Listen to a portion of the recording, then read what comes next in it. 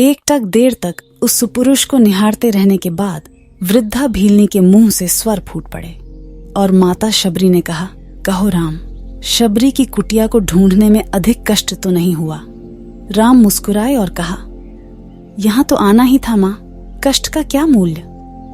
तब शबरी ने कहा, जानते हो राम, तुम्हारी प्रतीक्षा तब से कर रही हूं जब तुम जन्मे भी नहीं थे। ये भी नहीं जानती थी कि तुम कौन हो, कैसे दिखते हो। बस इतना पता था कि कोई पुरुषोत्तम आएगा जो मेरी प्रतीक्षा का अंत करेगा। राम ने कहा, तभी तो मेरे जन्म के पूर्व ही तय हो चुका था मां कि राम को शबरी के आश्रम में जाना है। शबरी कहती हैं, एक बात कहूं प्रभु, भक्ति में 2 प्रकार की शरणागति होती है, पहली वानरी भाव और दूसरी मर्जरी भाव। बंदर का बच्चा अपनी पूरी शक्ति लगाकर अपनी मां के पेट से चिपका रहता है ताकि गिरे न। उसे सबसे अधिक भरोसा मां पर ही होता है और वह उसे पूरी शक्ति से पकड़े रहता है।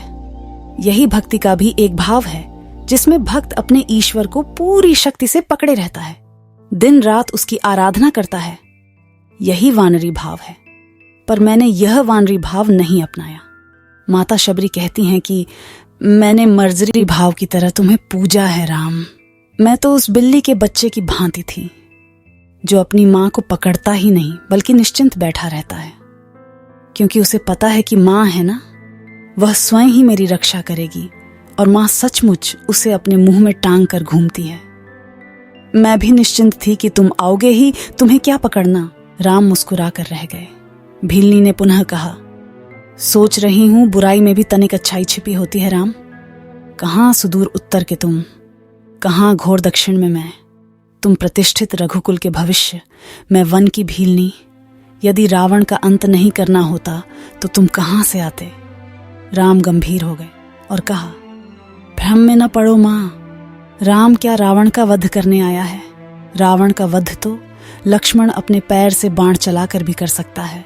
राम हजारों कोस चलकर इस गहन वन में आया है तो केवल तुमसे मिलने आया है मां, ताकि सहस्त्रों वर्षों के बाद भी जब कोई भारत के अस्तित्व पर प्रश्न खड़ा करे तो इतिहास चिल्लाकर उत्तर दे कि इस राष्ट्र को क्षत्रिय राम और उसकी भीलनी मां ने मिलकर घड़ा था। जब कोई भारत की परंपराओं पर उंगली उठाए तो काल उसका गला पकड़कर कहे कि नहीं। यह एकमात्र ऐसी सभ्यता है जहां एक राजपुत्र वन में प्रतीक्षा करती एक वनवासिनी से भेंट करने के लिए 14 वर्ष का वनवास स्वीकार करता है। राम वन में बस इसलिए आया है ताकि जब युगों का इतिहास लिखा जाए तो उसमें अंकित हो कि शासन प्रशासन या सत्ता जब पैदल चलकर वन में रहने वाली समाज के अंतिम व्यक्ति तक पहुंचे तभी वह राम राज्य है। राम वन में इसलिए आया है ताकि भविष्य स्मरण रखे कि प्रतीक्षाएं अवश्य पूरी होती हैं। राम रावण को मारने भर के लिए नहीं आया है मां। माता शबरी एकटक राम को निहारती रही। राम ने फिर कहा, राम की वन यात्रा रावण युद्ध के लिए नहीं है माता। राम की यात्रा प्रारंभ हुई है भविष्य के आदर्श की स्थापना के लिए।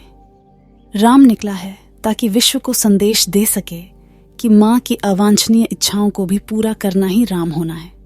राम निकला है कि ताकि भारत विश्व को सीख दे सके कि किसी सीता के अपमान का दंड असभ्य रावण के पूरे साम्राज्य के विध्वंस से पूरा होता है। राम आया है ताकि भारत विश्व को बता सके कि अन्याय और आतंक का अंत करना ही धर्म है। और राम आया है ताकि युगों युगों तक लोगों को स्मरण रहे कि रावण से युद्ध केवल राम की शक्ति से नहीं बल्कि वन में बैठी शबरी के आशीर्वाद से जीता गया था। शबरी की आंखों में जल भर आया था। उसने बात बदलकर कहा, बेर खाओगे राम? राम मुस्कुराए और कहा, बिना खाए जाऊंगा भी नहीं मां। शबरी अपनी कुटिया से बेर लेकर आई और राम के समक्ष रख दिया। राम और लक्ष्मण बेर खाने लगे तो शबरी ने सोचा कि पता नहीं बेर मीठे हैं कि नहीं, इसलिए शबरी ने उन बेरों को छक छक कर राम को देने लगी। राम उन बेरों को बहुत चाव से खा रहे थे। भक्ति का यह दृश्य देख देवता भी आसमान से फूल बरसाने लगे। शबरी ने अचानक से राम से पूछा कि बेर मीठे हैं ना प्रभु? राम ने कहा, यहां आकर खट्टे और मीठे का भेद भूल गया हूं मां, बस इतना समझ रहा हूं कि यही अमृत है। सबरी मुस्कुराई बोली, सचमुच तुम मर्यादा पुरुषोत्तम हो राम। शबरी की भक्ति देखकर श्री राम ने उन्हें मोक्ष प्रदान किया। अखंड भारत राष्ट्र के महानायक मर्यादा पुरुषोत्तम भगवान श्री राम को बारंबार प्रणाम।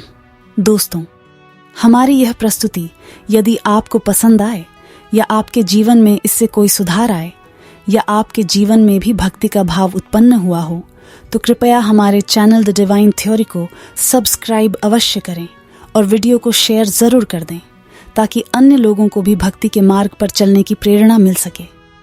हमारे चैनल का उद्देश्य सभी सृष्टि की एकता और दिव्यता के साथ विश्व में भारतीय संस्कृति की पहचान कराना है एवं समाज में सनातन धर्म के प्रति लोगों को जागरूक करना है। हमारा चैनल किसी भी प्रकार की मिथ्या को प्रोत्साहित नहीं करता है। धन्यवाद।